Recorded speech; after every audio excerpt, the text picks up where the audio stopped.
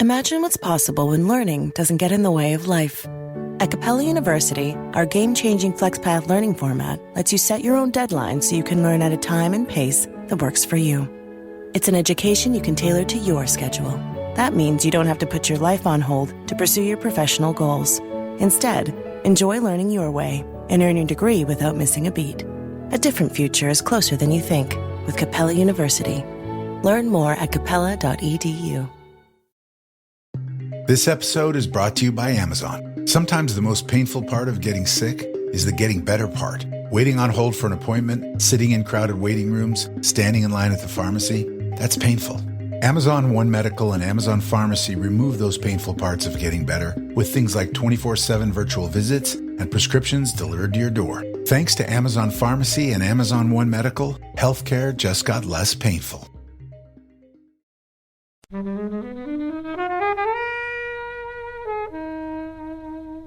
It's like watching Game of Thrones, you know, if you first started watching it without knowing anything about it, like, oh, I thought that was the main guy. He's not going to be in it for the rest of the 7 years now. Like, but and now that person's dead and that person's dead. Well, it also throws you off in terms of pacing because you're not sure how long any one of these vignettes will take. Hey everyone, thank you for making it so far. This is episode 101 of the Flixwatcher podcast. Hey everybody, welcome to Flixwatcher podcast. Today I'm joined by Alice. Hello. And Myq. Whoop. And as always, that's a great whoop, Helen. Whoop whoop. And we're going to be talking about the Coen Brothers flick, The Ballad of Buster Scruggs. Come find us on Twitter at FlixWatcherPod. Visit the website flixwatcher.tv for full listings, and don't forget to subscribe to us on iTunes and leave us an awesome review. There will be bad language, there will be spoilers. I hope you enjoy it. See you later. Hello film fans, welcome to this episode of Flixwatcher Podcast. In our studio today we have Myq and Alice. If you would like to say hello to our listeners, please. Hello listeners. I'd like to as well. Hello. So if you can do, just give us a bit of a... Well, tell us about your podcast, tell us about you. You're both comedians. Tell us a bit about yourselves, guys. Sure. My name is Myq Kaplan. I live in New York City. I do comedy, I'd say mostly in America, but happily other places like here as well. We're in England right now. I don't know if that's a secret. Well, welcome. Thank you so much. This was probably your last time to come here Absolutely. safely. Oh, yeah. I mean, what is safety? I have been doing comedy for 16, 17 years. I've done it on TV a few times in America. You can search for my albums. I have a special that you can watch on Amazon. I think most places, Amazon took over most of the world. So my special is called Small, Dork, and Handsome. My most recent album, as of this recording, is called No Kidding. And my podcast is called Broccoli and Ice Cream, where I talk to guests about the work and joys of their lives as represented by broccoli and ice cream. And I think that's most of, if you search for Myq Kaplan, that's Myq Kaplan, the weird way that I spell it, you'll find me on all of the social media platforms, and you'll find me everywhere. Thanks for finding me. And yourself, Alice?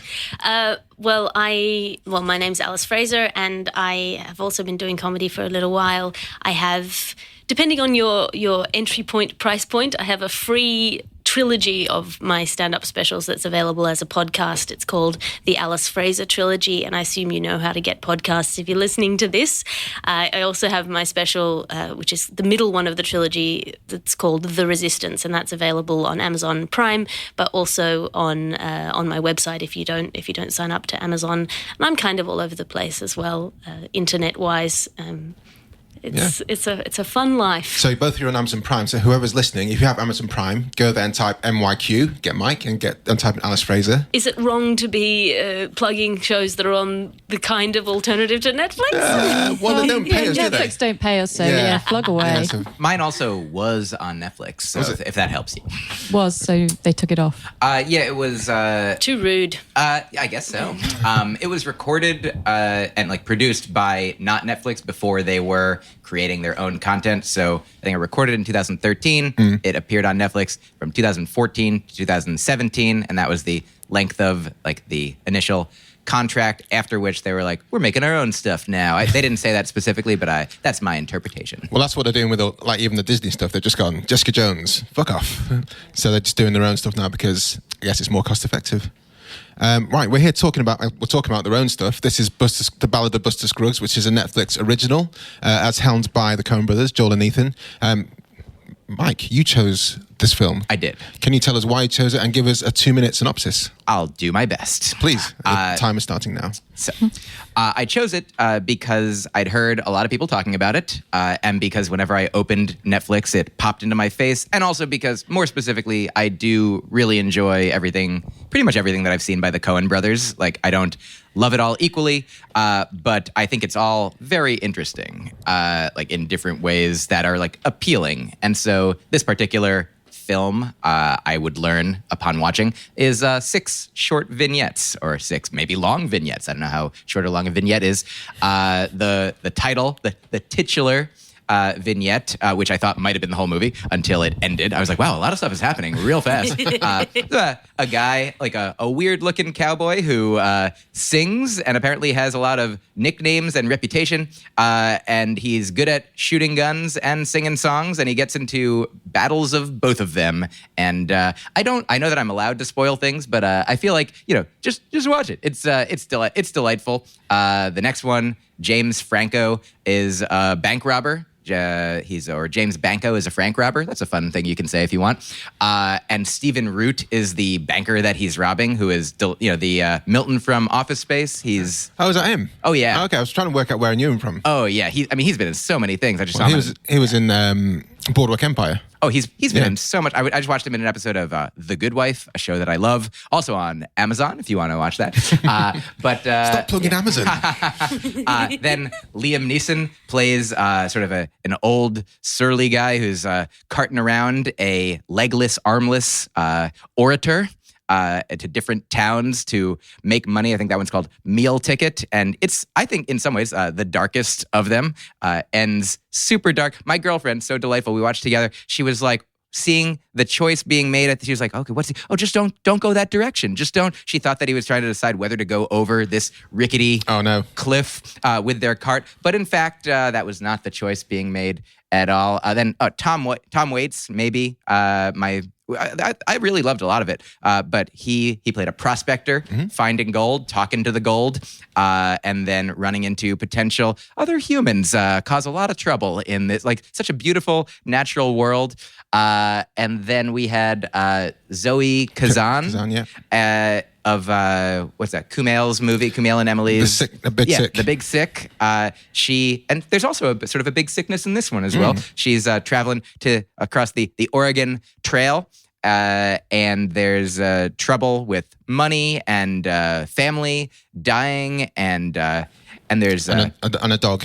There's a dog annoying dog causes people. Mayhem. And also there are what quote unquote savages. I think that's maybe my least favorite part of the movie is sort of the just like straight ahead, like old fashioned, like, oh, quote, cowboys and Indians, because I'm sure there have been, of course, warlike native peoples, but that is not, I feel like that's a stereotype that is presented, and there's nothing like sort of the Western people, the white people, the cowboys are like the good guys, and I don't think that is as nuanced a view as it is my favorite these days, but I do understand the context in which it is presented. And then the final one, also one of my favorites, the first one, there's a lot of death. The last one, there's also perhaps a lot of death. There's at least some death, and it's just people riding in a stagecoach somewhere, or maybe not somewhere, who can say, and it's just like a conversation between these 3 characters, or 5 characters, a bunch of people who think that they're right and think that their way is good, or maybe they don't think. Maybe they're just a lot of people being their different selves, I guess, is my basic summarization of kind of the whole thing. Twitter pre-Twitter. Yeah. Oh yeah. I mean, that was quite a long synopsis, but this film actually is split up into 6 parts. So I should have had 12 minutes. Oh well, okay. Well, you did well with the time. So it's very short. Alice, what were your thoughts on Buster Scruggs and the whole film as it's presented to us on Netflix? I mean, I liked it very much. Some of it I didn't like. There was this kind of dark tone that kind of, I think, wore on me a little bit. Sort of a relentless not pessimism, but cynicism about human nature in these hard conditions. Well, every vignette has, apart from the last one where it's not so explicit, every single vignette ends in a death. And the lightest one, I guess, was the Tom Waits one where there is a death in it, but the prospector guy who we're following, he manages to escape. Everyone else dies at the end. It's pretty death heavy. It's pretty tragic, isn't it? Well, yeah, so it's sort of this juxtaposition of extremely beautiful cinematography, very kind of hyper-real, intense, very color graded. Each vignette has a different tone in the visuals, and the natural world is presented as extremely beautiful, if harsh, whereas human nature is presented as extremely dirty. And it's an interesting sort of flip, maybe, because it's the conceit of the film is that it's these stories from a book, an old-fashioned book in which these characters are quite two-dimensional for the most part. Their motives are obscured, even perhaps from themselves. They act without seeming to think about acting very much. Even when they're seen to be contemplating, you feel like there's wheels moving rather than thought happening. And almost inevitably they make what I would see as bad choices, or certainly harsh choices. Also, along with there's the juxtaposition in the very first one, I think that tone was like the cartooniest, like the most cartoonish, like because this man is, at sometimes like gruesomely killing people, and then breaking into song, and the scene where he kills a man with a table, and then jumps up and dances and sings on the bar, and everybody in the place is like singing and dancing. It's like, and he's like lying there like with a bloody face on the floor, and everybody else singing and dancing until, is it Jack Black runs in? Is it Jack Black? It certainly It's looks not. like No. it's certainly a man who looks like Jack Black a great amount, whether it is or not, runs in, who is the dead man's brother, and then he is the only person at that moment responding as I think our emotions were or are, like a man is he's like sobbing and playing it completely straight and dramatic, in very stark contrast to the Broadway musical number that's or the Disney singing that's going on around, everyone having a joyful time, and so I also like that sort of really set the stage to have any that also sort of like a microcosm of what would come, is just even within that one 10 or 15 minute or however long vignette that was, there's such horror and such joy being presented simultaneously. So do you think if it had been presented in a different order, you would have found it a lot harder to swallow then? Is that what Perhaps. Well, in that first setup, it tells you that anything can happen, that you can have both realistic human emotions and completely cartoonish events or responses from anybody. You don't know how anyone is going to react or how anyone is going to behave, because there are really no norms. And especially, I sincerely didn't know it was a collection. I thought that it was one film just called The Ballad of Buster Scruggs. And so when, especially the way that it ended, things kept happening so quickly. I was like, oh, wow. When, in a 2-hour, it's like watching Game of Thrones, when if you first started watching it without knowing anything about it, I thought that was the main guy. He's not going to be in it for the rest of the 7 years now. But who's, and now that person's dead and that person's dead. Well, it also throws you off in terms of pacing, because you're not sure how long any one of these vignettes will take. Yes. So you're not sure you have a sort of a sense with most movies or most television shows what the rhythm of the narrative is going to be. You kind of know what pace things happen at. And you start to get, the first vignette was quite a short one. Yes. And so then everything's happening so quickly, but then the second one is much more sort of relaxed in its pace, and you're like, well, maybe this is the rest of the movie, and the Buster Scruggs one was almost sort of like a short at the like the short before a Pixar film, Yeah. almost. Yeah, and also that I think that's a great. I wondered as it ended. I was like, oh, this is on Netflix. It could have been like a series. It could have been 6 episodes of a show. But then even, I don't know if this was specific, I'm sure, like I heard a thing once, it's like assume, this is at an improv theater, just like for when you're working with people, like a sign backstage that said, assume that everyone is a genius and everything is on purpose. So whether or not this was part of their intent, I'm like, I'm sure that they put a lot more thought into this than my questioning right now. But I initially, like right after I watched it, I was like, I wonder why they didn't do it as episodes. And one reason is like, if it's an episode, they'd be like, oh, this one's almost over. At least you can look at like how long is it going to take? Because you look at the bar, it's like, oh, it's half done. It's 2 minutes left. But for this, because you don't know where each chapter ends, it's, I mean, like life itself, which is a lot of, what this thing is about, what everything is about, life, death, singing. That's all it is. Like just you don't know, like, you're like, oh, maybe at least the whole thing is 2 hours and 13 minutes or whatever it is. That'd be nice to know for life. Yeah, your whole life is going to be like 90 years, but you don't know when you're going to, like when, certain physical or mental incapacities might start kicking in but so similarly, like, oh, when is it, when will people die is like the ultimate question. What were your thoughts, Helen? So I think I'm a Coen Brothers fan, although with each film that comes along, I find that I don't actually like it. So I'm questioning whether I am actually a What was Coen the one Brothers before? One before this was Hail Caesar, wasn't it? Yeah. Which was also a bit vignette-y. Yeah. But, I mean, this film is boring. Oh, really? Yeah. I tried to watch it, likewise, Netflix, you want to watch this film, it's new. And got maybe 20 minutes in, and I think, just the death. I didn't really want to watch that much death, and that seems like two different things. That it boring or too much death. But that is kind of maybe why maybe death should be given a little bit more weight rather than being seen as this sort of almost abstract thing. I had to stop after the fourth one and take a break of a couple of days because it was this. Yeah, and it's 2 hours and 13 minutes to sit there. So I mean, maybe if it had been a mini series and it had been each one had been fleshed out a little bit more, then I don't know. You might build kind of a connection to the characters, because we only meet them for so long. And are you meant to feel sorry for them? Are you meant to feel sad when they die? I don't know. Did everyone watch this in one sitting, or did everyone else have to stop it after?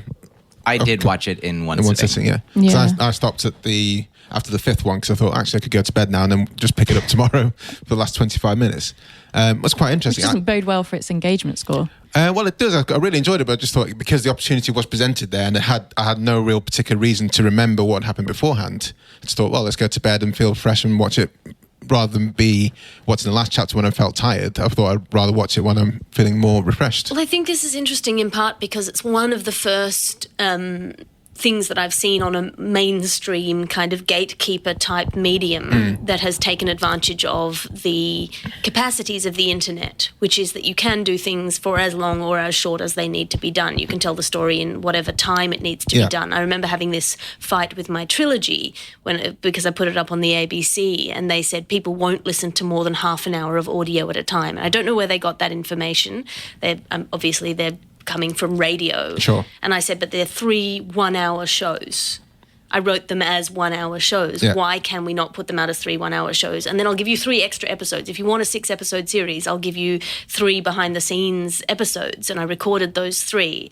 And they were like, no. We argued about this for weeks, and eventually I folded and let them cut them up into half-hour episodes because they had this just intense feeling that things have to be this. a certain It's taking away the fact that someone would choose whether they wanted to listen to it in the 1 hour or whether they'd want to break it up themselves. Well, yes, for me, I regularly download podcasts that are 4 hours long. Dan Carlin's Hardcore History or The Dollops, usually like an hour and a half. Mark Maron's episodes go forever. And you sort of... You stop and start when you want to on your terms. Your terms. And I kind of wanted to play the experiment of seeing if I could pull people in for the full hour or the full 3 hours. Do you guys know the old Yogi Berra joke where he goes into a pizza place, orders a whole pie, and they say, would you like it cut into 6 or 8 slices? And he says, you better make it 6. I don't think I could eat 8. and that, well, obviously part of the joke is, I mean, he's like a wise fool that, initially he seems just like a complete fool, but sincerely, like when things are like, there are books that if the chapter is like, every chapter is 2 pages, then I'll read more. Like I have a joke I'm working on about how like I won't generally sit down to watch a 2-hour movie on Netflix because that's a very large commitment, but I will watch 1 half-hour episode of a show and then do that 17 times in a row. Like, because each time the, that short period ends, you're like, oh yeah, of course I'll keep going. Yeah. I'll keep going. But it does seem like, I feel like it's, at least for me, the idea of like the authority is like, this is an hour, you're meant to do this. You go to the theater, you watch the whole movie. You like, obviously sometimes you have to, and now you don't. Well, yeah, I mean, there's an argument for consent as part of this process of that being repeatedly asked for consent would have made this 6 vignette movie maybe a little bit more digestible, in that you might have engaged with all 6 if you hadn't been asked to watch all 6 in a row. I don't know, quite shocked that you found it boring, because I thought it was anything but boring. But I mean, which was your favourite vignette that you watched? Or least favourite, if that's a better way to... Which one offended you the most least? Yeah. What affected you the most? Yeah. All right, I'll hold anyone else who's got the least favourite on, come back, tell them when you've had a chance to think. So the ones that I enjoyed, I guess I'm better now at enjoying things that aren't my exact favourite. Like I feel like I've come from like a place where I wanted to just put in like maximize my experience, and if something isn't like, if I'm not enjoying it, then why go? Like I definitely enjoyed the whole thing. Like I really liked the first one a lot. Like I felt like that. I like when there's singing in a Coen Brothers movie. Like singing at the start and the end of singing as well in the last one. Oh yeah. That was different though, in a way. But I did love the first and the last. I think made me feel the way that a beginning and an ending, like I liked it. I feel like the beginning it was like full of life and then not, and then the end was like full of death and also not. And I feel like, I mean, the Tom Waits one was like the one that maybe made me feel like the most tender, and like perhaps also because it was like the most classic, like, oh, at least it ended with the bad guy, the quote unquote bad guy dying, like the good guy, like the most clearly victorious, like for our spirit and our emotional well-being, as opposed to like, I feel like the Zoe Kazan one, the Oregon Trail one was also like, I liked the characters a lot. I liked the relationships. I just love Stephen Root and the bank robbery. Like, and that one had, I think, the line that I laughed at the most when James Franco, when he was on the gallows, being about to be hanged for what was his second hanging, and there's a guy losing it next to him, just like bawling, and then James Franco looks at him, he's like, first time? Like, just, I mean, it's like, that's a situation that almost, I mean, I couldn't, like, I'm like, how did like, they constructed it like that? I feel like almost couldn't happen in real life, to be like, the thing that normally like weeks later you'd be like, oh, I should have said that funny thing. But like that, It's at the gallows, at like the last possible chance to make a joke, only a joke wherein you had to have been almost hanged, like just, recently or once before. A thing that I think maybe it happens more than I know, but certainly I've never been almost hanged. Maybe happens all the time happened all the time in the Wild West. I thought that was a really interesting one as well, in terms of kind of the causation within the world and the narrative within the world. What you were being set up for was that he was constantly in danger of losing his life and repeatedly not. And then when he does at the end, it's a shock, because it seems to be for comparatively little reason. I thought it was going to go away somehow in that at the end. And that is the thing that, I mean, I think, Helen, you brought up, what are we supposed to feel, about these characters and their lives, like, and especially if they're like potentially so easily lost, which again, like on a macrocosm is like in life, what are we supposed to feel? Like we feel as much as we do and want and can. And I think it is good to be invested in, obviously people in our lives that we care about, people that we don't know, everyone that we can care about.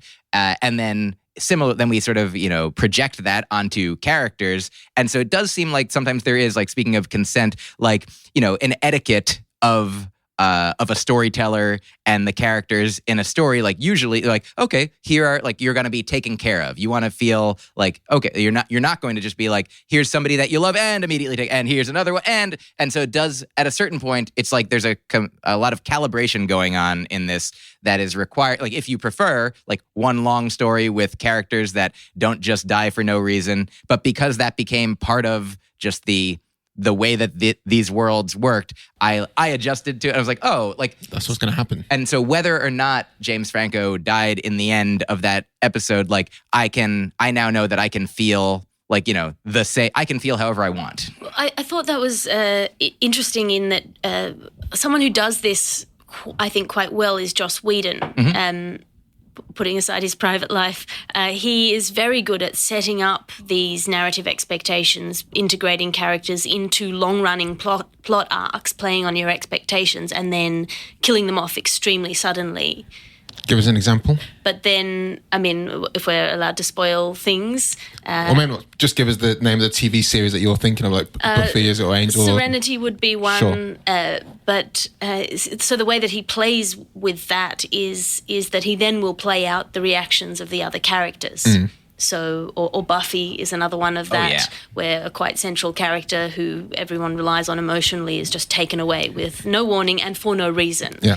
In a world where people are constantly being killed by monsters, this one just dies in the way that people just die. And the emotional reactions of others are played out around them. And I think maybe this is what felt like being cheated in this series, was that you didn't really see the fallout. None of these characters seemed connected to other characters emotionally. Yeah, there's no through thread here. And I mean, reading the reviews and hearing what people say, and obviously Helen, around this table, this film does seem very divisive. And I didn't understand perhaps the reason I hadn't watched it before you recommended it was because people were saying, "Oh no, it's shit," and then some people saying, "Oh no, it's really good." And I fell on the oh, this is really interesting. I really enjoyed this side of the coin. Have you got more? Well, which of the vignettes can you remember? Did you like the least now or the most? Well, I mean, I didn't really like any of it. The only bit I really liked was Brendan Gleeson at the end. And that was it, really. I enjoyed him singing, and that was kind of it for me. I mean, when I tried to watch this the first time round, I was watching it with some other people, and we all felt that we didn't want to continue watching it. Oh, really? So had you not recommended it, I would never have gone back to it. Here's what I would say now for people listening. I assume it would be weird for people to not have seen it and now have so many things spoiled. Like I don't know if you're... Listeners, if you haven't seen it... There's spoiler warnings before, so if they get here, then it's their own fault. It's a mixed bag with our listeners, isn't it? Sometimes people will just listen to the episode if they're kind of curious about the film, and then maybe go, oh yeah, and stop it before we kind of go too deep. Well, we've already, I think, gone this deep, but I would recommend, for anyone talking to their friends, I would recommend that people recommend watching them one at a time. Like, I sincerely... Well, I mean, one and then go...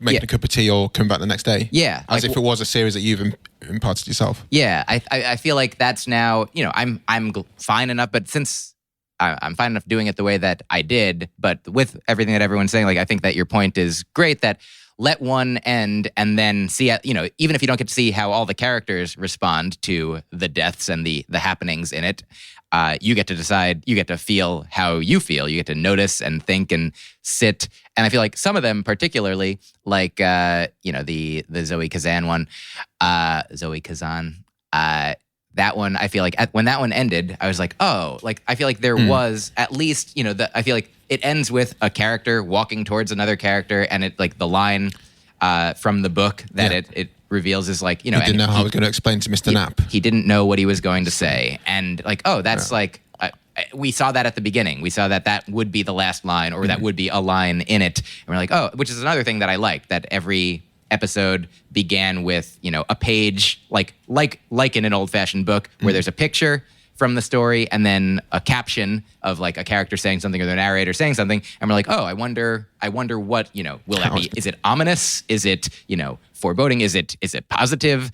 And that one was like, it seemed ambiguous. And you're like, oh, what could that mean? And then at the end, it's like, I mean, I think that's one of the beautiful things about art. How do you guys take to anthology series generally? Like Black Mirror is one at the top of my head, where there's a thematic through line through them all, but you don't see characters appear. Do you guys, do you like that when you hear a new episode, a new series of Black Mirror is coming up? Are you excited, or are you thinking, well, I wanted to spend a bit more time with the guys from White Bear or the guys from a different episode? I think weirdly doing stand-up has made me, well, also reading sort of novels, but stand-up particularly, you see somebody's shows over years and they might not be speaking about the same characters in their lives, but it's their world, the world in which they live. And so I quite like that idea. I think Black Mirror and this movie, Buster Scruggs, both tend towards darkness, and I'm not sure if the form lends itself to that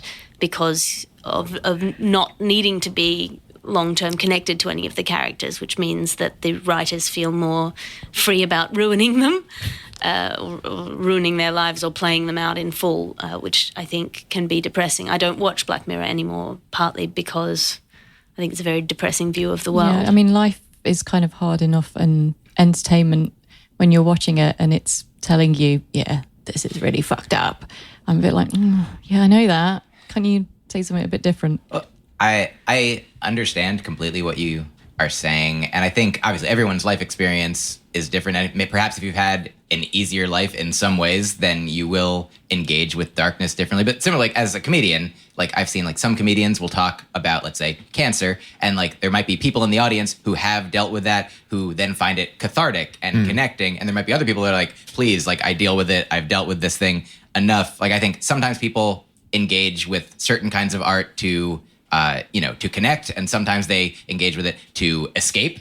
Tig Notaro, when she was diagnosed with cancer, and the first thing she did was go on stage and release, and you can tell for her that's what she needed to do after a horrible period in her life. That was the way she had got it out there, and that like 20-minute section of stand-up, I'd listen to that quite often, and I think sometimes cry at the end of it because it's so powerful. Oh yes, and which is also different slightly than what we're talking about, where like Black Mirror isn't somebody being like, oh, my memories were put into a tiny version of myself and then tortured for weeks and weeks, and so that's why I have to get this art out there. But I do think that I completely understand why someone might not want to go down, the darkness rabbit hole that they do. But sometimes when I feel like it used to be, if I experienced sadness, I'd be like, well, I don't want to do that. I'd like to experience happiness. So I won't address it. I won't process it. I'll just sort of wait and not ignore it, but just focus on seek out different emotions, seek out, positive things, joyful things. And now, I mean, not to say that I don't still have tendencies to do that, but now at least sometimes when I'm feeling a way that I wouldn't wish myself to feel, I'll be like, oh, I'm feeling that way. I'm like, hey, I'm supposed to feel good. I'm like, oh no, I'm not supposed to feel good. That makes me feel better. And so I think that sometimes, art that, presents a potentially realistic, if not, cynical view of some parts of life can also provide that release to be like, oh yeah, if somebody's feeling anxiety or is, potentially, if not clinically depressed, be like, to know that other people are experiencing these things can be resonant and connecting as well. It sounds like the overall plot to Inside Out. Yeah, that's right, we're going to get to the score soon, but like I did ask generally, but no one had given me a definitive answer which was their favourite or not vignette. I'm going to go to you, Alice, before we go into the score. Which ones struck you most or least? I don't know that I would say I have a favourite. I feel like I'm maybe more on Helen's side of this in that I didn't enjoy it hugely. Well, I enjoyed parts of it. I'm torn about it. Some of the visuals were incredible, and as such, I think the most beautiful looking one was probably the Prospector, and the one that I found the saddest was the Orator. Yes. Okay.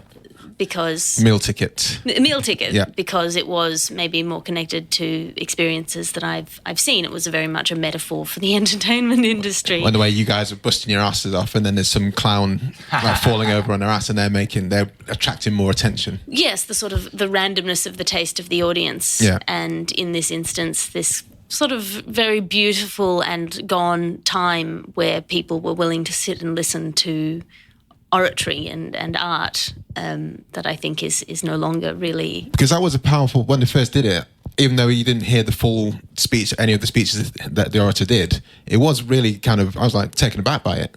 And the way they set it up and pulled out the curtain. Oh yeah, it was a fabulous production and well received the first time. The first time. Do you guys recognise who the orator was? I remember looking up the actor, but I've forgotten because I'm terrible with names. Well, he played Dursley in Harry Potter. Yes, that's it. Yeah. He was a very solid actor. Yeah.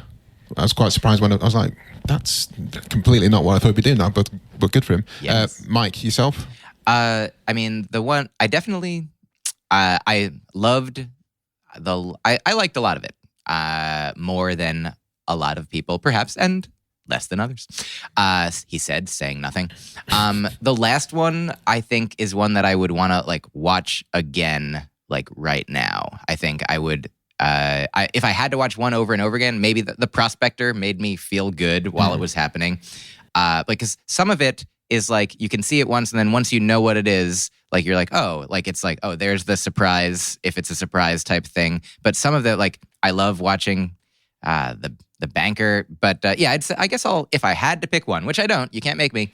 There's a gun to your head. Yeah, I mean, I think the first one is the most like representative of the whole thing as like, you know, the wacky, like, you know, who knows what could happen. But yeah, I guess I'll say the last one, the final one really like impacted me in a specific way because of also like I think there's no specific clarity in it. You get to do a lot more like thinking and wondering and feeling about lots of things in it. I think I'd go for the Prospector one. I just thought Tom Waits by himself telling that story against that backdrop.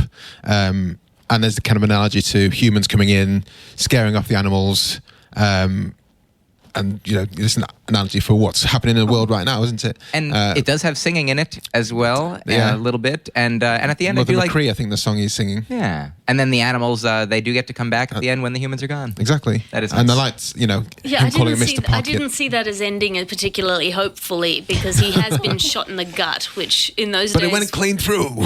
Yeah, but that's not how gut shots work. Well, I think It's that's the worst just... place to be shot, isn't it? Yeah. Because basically all the bile and everything in your gut attacks the body goes from the bad real inside. quick. I mean, I think this is just a Rorschach for like whatever you feel like. The way that it could go. We see the next scene. It would be really fun. You know, like Doug Benson, the comedian, did an album once where it was every track was a sequel, a continuation to the album that he did the year before. And so I'd like to see that for this. I'd like to see the next scene. You know, another Prospector. vignette for each. Okay. Why not? Well, that might be Buster Scruggs too. Yeah. Well, Buster doesn't make it, so... Well, we'll find They out. can do other stuff. They can do a prequel. They can repair gunshot wounds to the head. Okay, guys, we're going to go to the scores. The first... We're so done with New Year, New You. This year, it's more you on Bumble. More of you shamelessly sending playlists, especially that one filled with show tunes. More of you finding Geminis because you know you always like them. More of you dating with intention because you know what you want. And you know what? We love that for you. Someone else will too. Be more you this year and find them on Bumble. Score is for recommendability out of 5. Mike, you chose this, and you can go to decimal places, as many as you want. Out of 5, how highly would you recommend? I mean, it's such a Ballad of Buster Scruggs. I can't say that this morning. It's very early, guys. We're recording on a Saturday morning.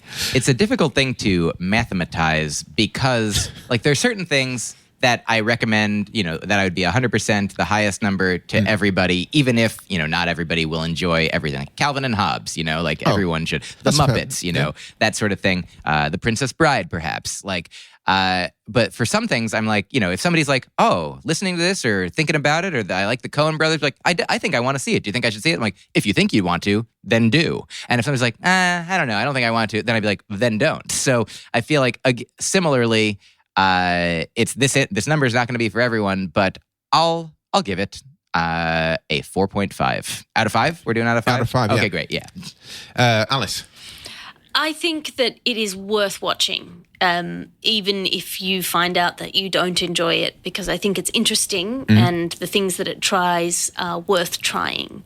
I'm a big believer in failure. I think this is probably a very interesting failure. So I would say more recommendation than not recommendation. Give it a 3.5. Which one? Make it 3.5. Let's be positive. Yeah. Helen. I was going to go lower, but I've kind of been talked around listening, so I'm going to give it a 2. I mean, I did not enjoy this, engage with it at all, and if that's not again, I knew I like vignettes in a film, and I like chapters in films, and multi-story plotline films, but nothing about this I was engaged with or cared about. I mean, I don't like Westerns as a genre, so maybe I was never ever going to like this anyway because of its content. I would say if you haven't seen it and you're a Coen Brothers fan, then you should probably see it. But I mean, wasn't for me. So 2. Yeah, I'm going to go for a 4 here. And yeah, I really enjoyed it. I'm more than I thought I was going to, because I think I felt like I wasn't going to, because Hail Caesar had some fun bits, but generally I thought it was too long. Bit dull as an overall kind of concept. I loved Hail Caesar as a sort of a beautiful tribute to the golden age of Hollywood. Yeah. But I guess I was going in there expecting a proper cohesive story, which they kind of presented, but then it wasn't that. My favourite bit was the dancing, the Channing Tatum dancing. Was that him dancing? Yeah. Great. I mean, he made his career on Step Up, right? He's a legit dancer. Oh, I saw him dancing in Magic Mike and Magic Mike XXL. But yeah, I think it's going to be caveated that if I recommend it to people, like you say, Mike, if someone says, should I watch it? Then I'll be like, if you think you should watch it, I think you probably enjoy it because you've been considering it. And if you like Coen Brothers, as Helen says, absolutely watch it, because if you like Coen Brothers, it doesn't mean anything because their films are wildly different, and yeah, give it a go. And it's also interesting, like, to look, if you just look at the average of even our, we all widely varied on how we felt about it. It's like you could have a thing that the average is 3, where it was all 3s, and then I would say, who cares? You got a 60%. Yeah. But if you have something that's like, a bunch of 5s and a bunch of 1s, like that's interesting. Yeah. So I think this is like more like that. Repeat viewing score, Mike. I'll give it a 4. Yeah, I'll give it a 4. Okay. Mainly for that last section. I mean, I definitely I haven't repeated viewing it yet, but I definitely plan to repeat view at least some of it. Well, that's a good thing. It's a shame it's not divided up into chapters on Netflix so you can scrub through. But you can find it. Yeah, I guess so. I don't think I would watch it again. I'd give it a 2. I'm glad that I did. Yeah. But I don't think I'd do it again. Helen. I've already done 1 and a bit. I am not going to go back. It's a big fat 0. 0. I'm going to go for a 4. I definitely will watch some parts of it again, and maybe not all of it, but I really genuinely took something from each section. And the last one left me a bit depressed, so maybe I'd do the same thing again where I watched the first 5. I thought the fourth one was quite depressing, the way Zoe kills herself at the end. Oh, yes. It's very sad. Yeah, that's pretty dark. So maybe watch the first 4, leave it at the prospector, and then come back and hit up the last 2. Or watch them in a different order. Put them in your own order. True, yeah. So I'm going to go for 3.5. All right. Okay, small screen score. Do you want an explanation of this one, guys?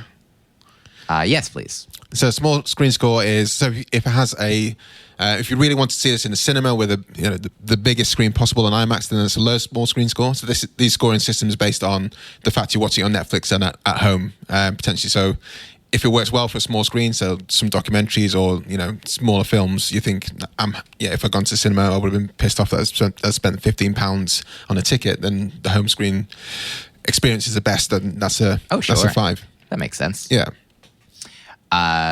I'd say then I'm very happy that I watched it without going anywhere, so I'll say it's a 5. Yeah, I would agree.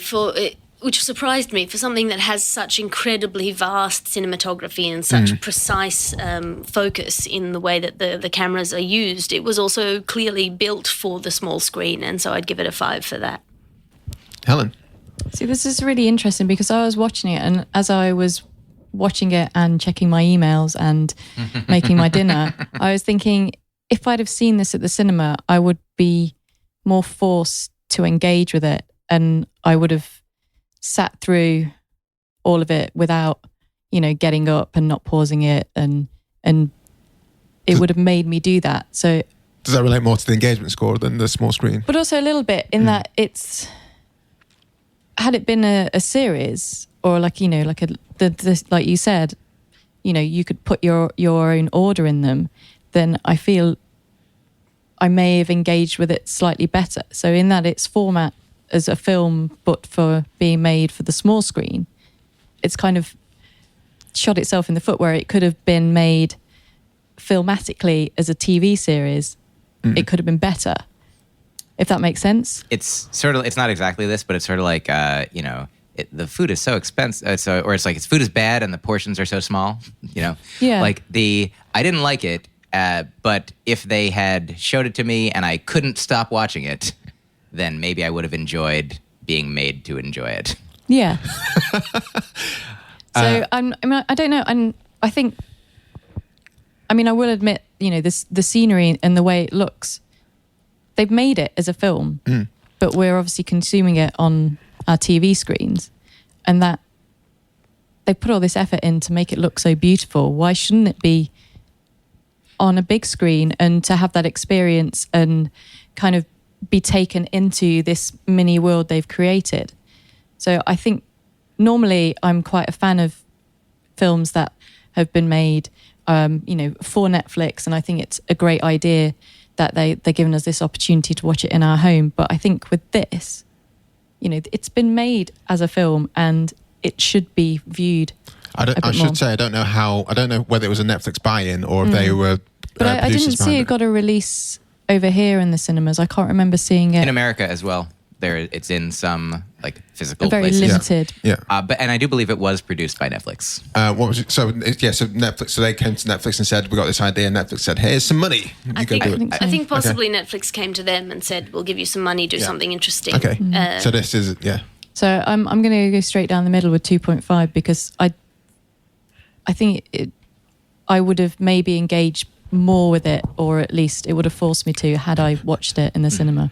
I'm going to go for a 1 here. I thought some of the scenery was stunning, and with a Wild West, with a big kind of expansive kind of road movie type thing.